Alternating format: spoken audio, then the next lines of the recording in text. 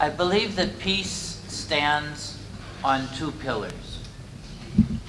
And these two pillars are both essential. You can't have peace with one without the other. And the two pillars are justice and forgiveness. I think too often we forget the element of justice, and we concentrate too much on getting beyond the past, accepting what's been going on. But if you don't have justice, people are still going to be feeling the resentment. They're going to be passing on this resentment from one generation to the next generation. This is going to crystallize into hatred. You have to have justice. But I think that our religious leaders very often fail to take this whole issue seriously. Somebody has in your family has died due to a drone attack, or your you've lost people in your family due to massacres, and we say, don't demonize the enemy. Don't get beyond it. Live with it. Learn to live for the future. Move beyond it. It doesn't work.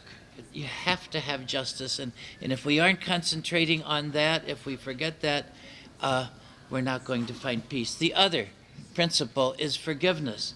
Justice, although it is essential to peace, is not enough, and by itself can't do it, because justice, we can offer people a good package, a good solution, a possibility of rebuilding, but the resentments, the feelings, the strong sentiments of anger, resentment are going to continue. We have to have forgiveness. And I think we underestimate this second principle often as well. We say, I don't find it so difficult to forgive, but I think there is nothing more humanly difficult to do than to forgive.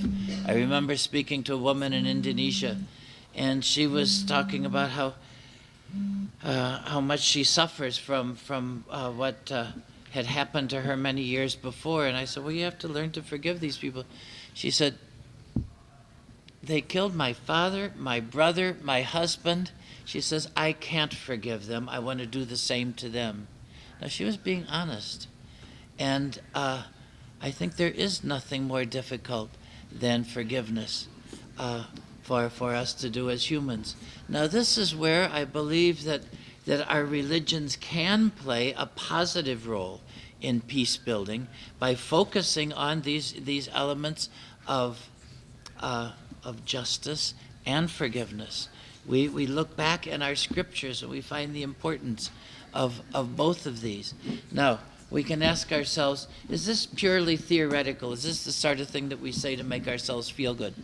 I think we need some examples. There are examples of where religious leaders have been able to play a key role in building peace. And I want to mention just 3 of these if I have time. They're ones that I know personally. First is from West African country of Sierra Leone. You'll remember the terrible civil war that ensued in the 1990s. And as the war dragged on from year to year, the government forces had lost credibility because of their inefficiency, because of the corruption. The rebels at first had a lot of sympathy among the people, but because of the cruelty and the looting that went on, and eventually, even worse, the mutilations that were taking place, trying to prove to people that the government could not protect them. The regional forces came in. They were ineffective. The United Nations forces arrived, but seemed confused about the local realities.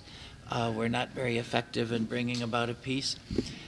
As time went on, there were really only 2 forces in society that really commanded people's credibility, and they were the tribal leaders and the religious leaders.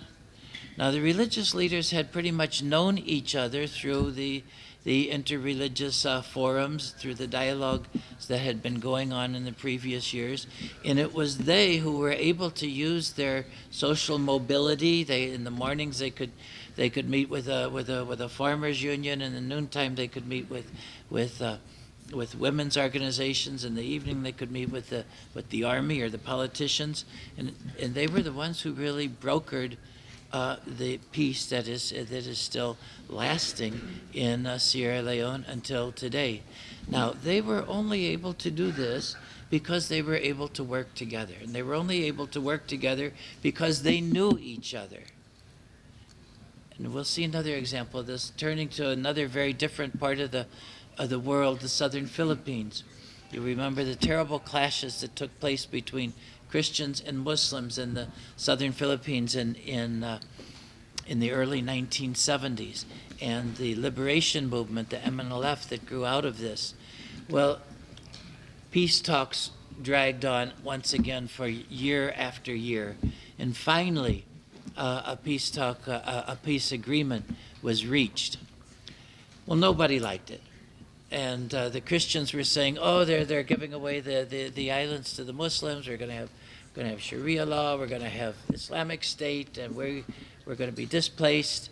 And they were very unhappy.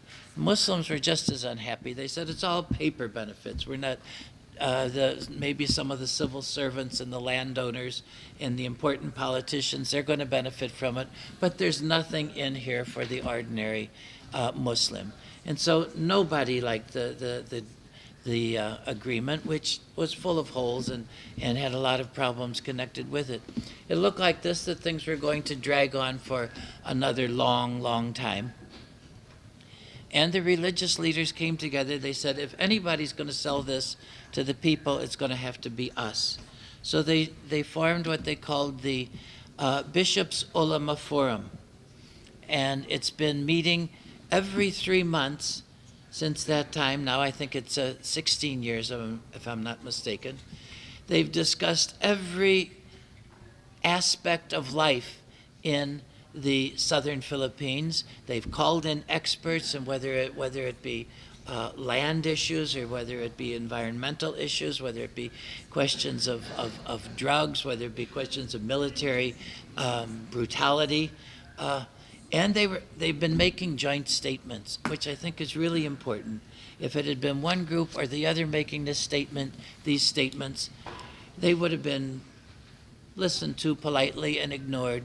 But when they speak together, and the leaders have been the Catholic and Protestant leaders, the Muslim ulama, and the leaders of the indigenous peoples, making these statements together in the name of all the people, they've been able to have a good amount of influence. Final example I want to mention is, you remember the conflict in the late 1990s in Indonesia. There was quite a bit of violence between Christians and Muslims in eastern Indonesia, in Maluku. I was living there at the time.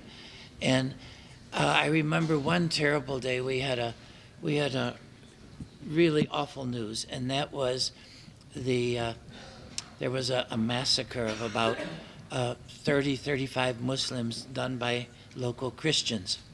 And everybody thought, this is going to really be a conflagration. It's going to spread from one island to the other, and the whole place is going to explode.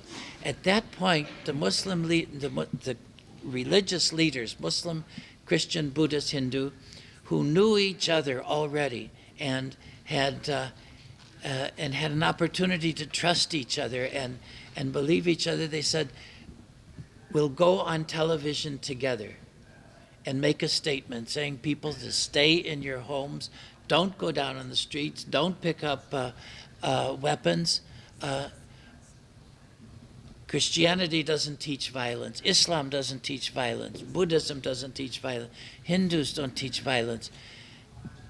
And it took a while to bring about peace. But we didn't have that conflagration, and I think we really would have, because the feelings were really strong. So when we're talking about peace, I think we don't don't skip ahead to the absolute peace that is the ideal society that we want to have together, that every element at bringing even a partial peace is a step forward. Finally, I conclude with when the government and the local leaders were trying to bring peace to the parts of central and eastern Indonesia, who did they call upon? Once again, it was the religious leaders.